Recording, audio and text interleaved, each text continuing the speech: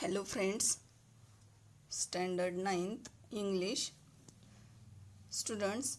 Today we are going to start a new topic, that is 3.4 Think before you speak. विद्यार्थी मित्रांनो, ह्या ज्या लेसनचं नाव आहे थिंक बिफोर यू स्पीक, ह्याचा अर्थ असा होतो की बोलण्यापूर्वी विचार करा. म्हणजे तुम्ही जे काही बोलताय ते समोरच्या व्यक्तीला कितपत लागते किंवा त्याचा समोरच्या व्यक्तीला किती त्रास होतो, हा त्रास पाहून आपण बोलायचे किंवा हा त्रास होणार नाही असा विचार करून आपण बोलायचं आहे. म्हणजेच काय तर what I am saying, is it true, is it helpful, is it inspiring, is it necessary. If answer is yes, then you speak. Are the words I am going to say able to help someone? Do my words make others want to be better? Sometimes your words make someone angry or sad. So remember and think before you speak.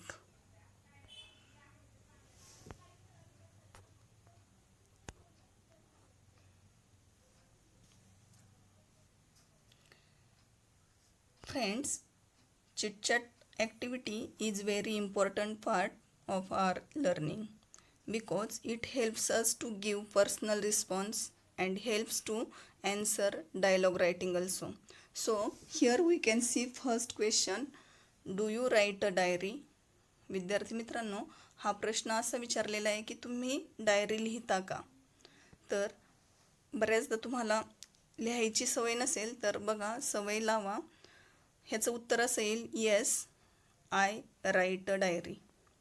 किंवा जर तुम्ही लिहित नसाल तर no I don't write a diary असं याचं answer असेल. See the second question, do you write letters or notes to your friends and relatives?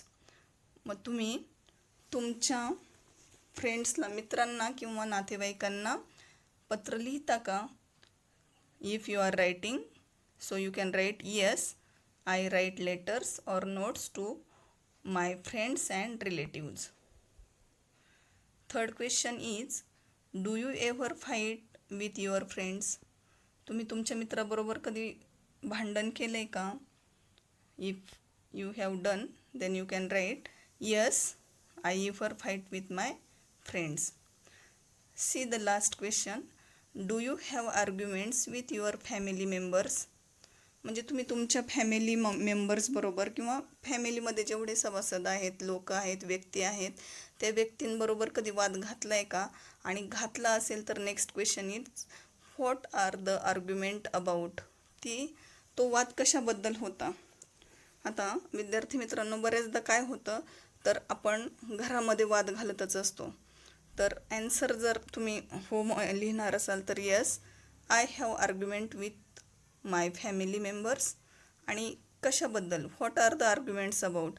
आता बऱ्याचदा बघा, आर्ग्युमेंट्स का असतात तर तुम्ही होमवर्क नाही केला किंवा खूप वेळ तुम्ही मोबाईलवर गेम्स खेळत बसला तर ह्या आर्ग्युमेंट्स होत असतात.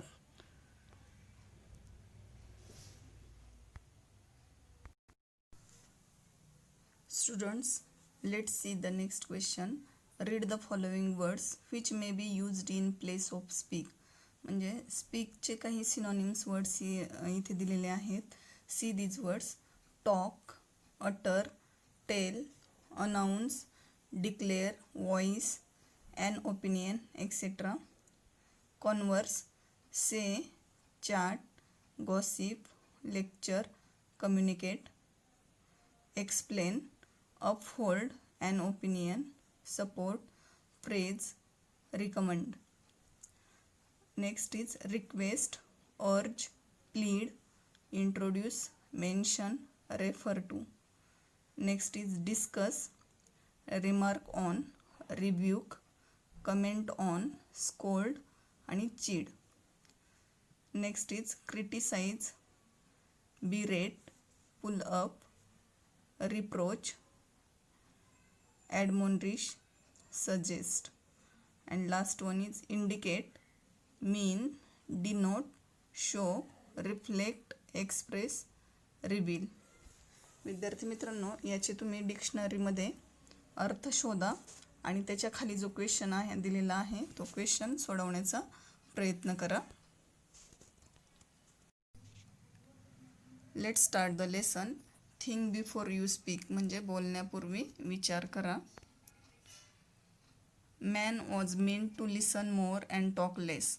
माणसाने जास्तीत जास्त ऐकलं पाहिजे आणि कमी बोललं पाहिजे. That is why as the great British statesman Benjamin Disraeli said. असं बेंजामिन डिझरेले यांनी काय म्हटलेलं आहे बघा. Nature has endowed man with 2 ears and 1 mouth. आणि निसर्गानेच काय केलेलं आहे तर माणसाला काय दिलेलं आहे तर 2 कान आणि एकच तोंड दिलेलं आहे बघा. म्हणजे 2 कान दिलेत म्हणजे आपल्याला जास्तीत जास्त ऐकायचे आणि एकच तोंड दिलेलं आहे म्हणजे आपण कमी बोलायचे. If man was meant to talk more and listen less. आणि जर माणसाने जास्त बोललं आणि कमी ऐकलं तर he would have 2 mouths and only 1 ear. तर माणसाला काय पाहिजे तर 2 तोंड पाहिजे आणि फक्त 1 कान पाहिजे. Imagine how we would have looked. आणि असं जर तुम्ही कल्पना केली तर बघा, आपल्याला जर 2 तोंड आणि 1 कान असेल तर आपण कसे दिसू बरं. How strange with 2 mouths on the 2 sides and 1 ear at the centre. आणि बघा, स्ट्रेंज मीन्स विचित्र. किती विचित्र दिसेल की आपल्या दोन्ही बाजूला 2 तोंड आणि फक्त मध्यभागी 1 कान. किती विचित्र हे दिसेल, विचार करा. See the next paragraph. And mind you the ears are like funnels. आता आणि आपले कान कसे फनल्स म्हणजे नरसाळे. आपले कान कसे the ears are like funnels नरसाळ्यासारखे आहेत. Open all the time. आणि ओपन ऑल द टाईम म्हणजेच नेहमी सतत उघडे असणारे. There is no door with which you can close them. आणि आपले कान बंद करण्यासाठी काय तिथे कोणताही दरवाजा असा नाही आहे किंवा आपण थोडक्यात कान बंद करू शकत नाही. Fair as if you have to speak even 1 single word. आणि आपल्याला जर एक शब्द बोलायचा असेल that word must pass through 2 walls. आणि तो शब्द बाहेर येण्यासाठी त्याला काय पास करावे लागतं, कशातून जावं लागतं, थ्रू 2 walls 2 fences. आणि 2 भिंती आणि 2 कुंपणामधून तो शब्द बाहेर पडत असतो किंवा बाहेर पडत असतो. There is firstly the fence of these 2 rows of teeth. आणि मग फर्स्ट काय आहे किंवा पहिलं काय आहे मग तर फेन्स म्हणजे कुंपण. तर पहिलं कुंपण म्हणजे कोणतं तर दीज 2 rows ऑफ टीथ. आपली जी बघा आपल्या तोंडाची रचना बघा कशी आहे तर वर आणि खाली असे 2 आपल्याला दातांच्या वर आणि खाली असे 2 दातांचे रोज आहेत आपल्याला. तर त्याच्यातून मग तो शब्द बाहेर येत असतो. See the next. There is secondly the fence of the 2 lips. आणि दुसरं कुंपण कोणतं आहे तर द 2 lips. आपले जे 2 ओठ आहे, वरचा आणि खालचा ओठ आहे, तर हे 2 जे ओठ आहेत ते ओठ दुसरं कुंपण आहे. म्हणजे आपल्याला जर एखादा शब्द बोलायचा असेल तर पहिली गोष्ट म्हणजे दातांमधून आणि 2 आपल्या ओठांमधून तो शब्द बाहेर यावा लागतो. Before a word can be spoken. आणि तो शब्द जो आहे तो शब्द बोलण्यापूर्वी त्या शब्दाला ह्या 2 फेन्समधून यावं लागतं. It has to pierce through these 2 walls. आणि ह्या ज्या 2 walls आहेत ह्या वॉल्सला पार करून त्या शब्दांना यावं लागते. थ्रू दीज 2 fences म्हणजे हे जे 2 दात आणि आपले ओठ जे आहेत त्या ओठांना पार करून ते शब्द येत असतात. Therefore we must think at least twice before we utter a word. आणि म्हणूनच आपण काय करायचं आहे तर we must think at least twice. आपण किमान 2दा तरी आपण विचार केला पाहिजे. केव्हा before we utter a word. Utter means उच्चारणे. आपण जो शब्द उच्चारणार आहोत त्या शब्द उच्चारण्यापूर्वी आपण 2दा तरी विचार केला पाहिजे. Next paragraph see. A very wise man once remark that of the unspoken word. आता एक हुशार माणूस होता. त्या हुशार माणसाने काय केलेले रिमार्क दॅट काय म्हणतोय तो हुशार माणूस, unspoken word you are a master. जे शब्द तुम्ही बोललेले नाही किंवा जे शब्द तुमच्या तोंडातच आहे अजून आणि ते जे बोललेले नाहीत त्या न बोलणाऱ्या शब्दांचे तुम्ही काय आहात, मास्टर. मास्टर मीन्स मालक आहात. Of the spoken word you are a slave. आणि जे तुमच्याकडून तोंडातून शब्द बाहेर पडलेले आहेत त्या बाहेर पडलेल्या शब्दांचे तुम्ही काय आहात, स्लेव. स्लेव मीन्स गुलाम. तुम्ही त्या शब्दांचे गुलाम आहात. Once you have spoken a word you cannot get it back. आणि विद्यार्थी मित्रांनो बघा इथे, एकदा ज्या वेळेस आपण शब्द बोलून गेलो तर तो शब्द we cannot get it back, आपण तो शब्द परत मागे घेऊ शकत नाही.